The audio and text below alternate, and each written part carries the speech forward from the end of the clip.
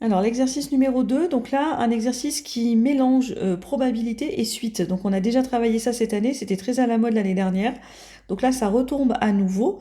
Donc en fait, dans la première question, alors il faut interpréter. Donc vous voyez là, la probabilité de D indice 2 sachant G indice 1, donc probabilité de D indice 2. C'est donc la probabilité que Léa perde la deuxième partie de la journée en sachant G indice 1, en sachant qu'elle a gagné la première partie.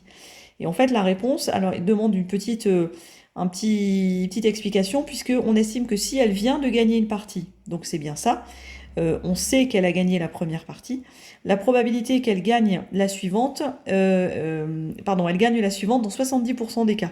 Et moi, je veux la probabilité qu'elle perde la suivante. Donc en fait, si elle gagne dans 70% des cas, elle perd donc dans 30% des cas. Ensuite, la question numéro 2.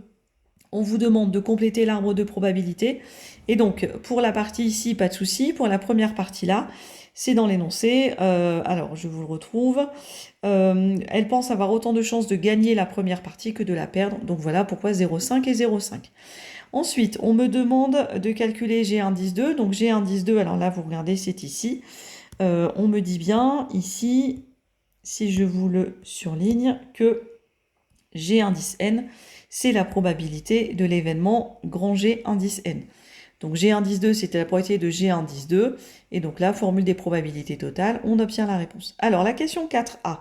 Donc en fait, à cet endroit-là, si vous voulez, on se situe dans une partie qui est au milieu du jeu. Donc si elle a gagné la première partie, si elle a gagné une partie quelconque, on a les mêmes probabilités de gain et de perte pour la partie suivante. Mais par contre ici, on n'est plus forcément sur la première partie. Donc ici, c'est plus forcément 0,5 et 0,5, mais c'est G indice N et donc 1 moins G indice N. Ensuite, à nouveau une formule des probabilités totales pour obtenir l'égalité qu'on me demande. Alors ensuite, la suite géométrique. Donc là, pareil, hein, il faut juste maîtriser la méthode. Donc pour tout entier naturel n, alors attention ici, hein, votre suite démarre à 1. D'accord? C'est pour tout réel non nul. Donc la plus petite valeur de n, c'est 1. Donc on est parti, V indice n plus 1. Et donc là, on enchaîne. La définition, c'est donc G indice n plus 1 moins 0,4. Puis on remplace G indice n plus 1 par l'expression qui est là.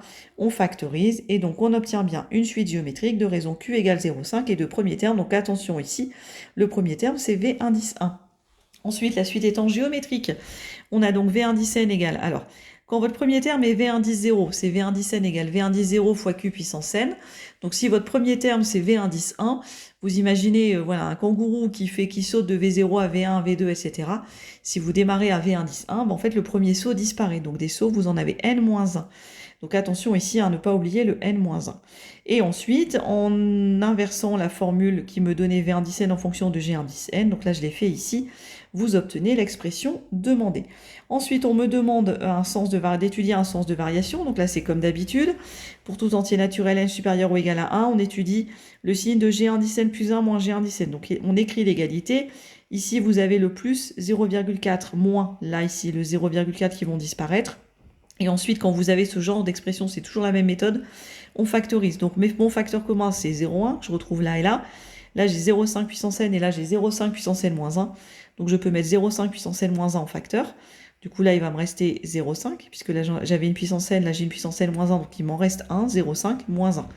C'est donc égal à moins 0,5, je multiplie, ça fait donc moins 0,05 fois 0,5 puissance n moins 1. Ma puissance ici est positive, multipliée par un négatif, c'est donc négatif, et ma suite est décroissante.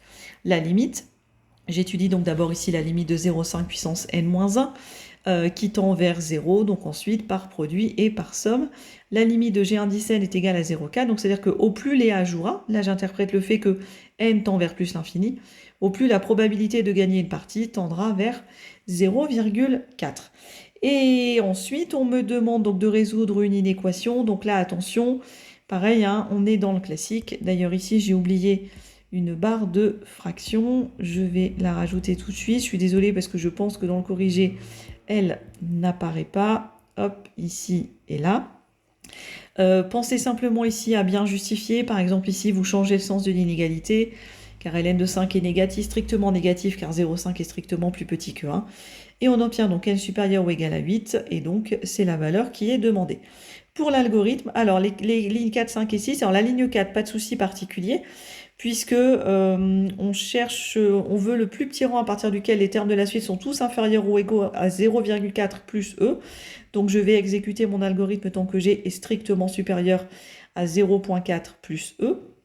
Alors, l'assise, pareil, n c'est toujours n plus 1 pour passer d'un terme au suivant.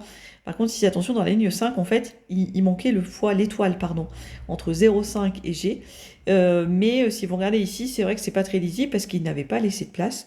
Donc voilà, un exercice pareil, relativement classique, mais par contre qui demande de bien maîtriser toutes ces méthodes. Comment démontrer qu'une suite est géométrique, comment déterminer le sens de variation d'une suite, maîtriser ses formules, notamment V1 10 n égale V1 10 1 fois Q puissance n-1 dans le cadre d'une suite géométrique. Donc voilà, classique, mais qui demande des connaissances.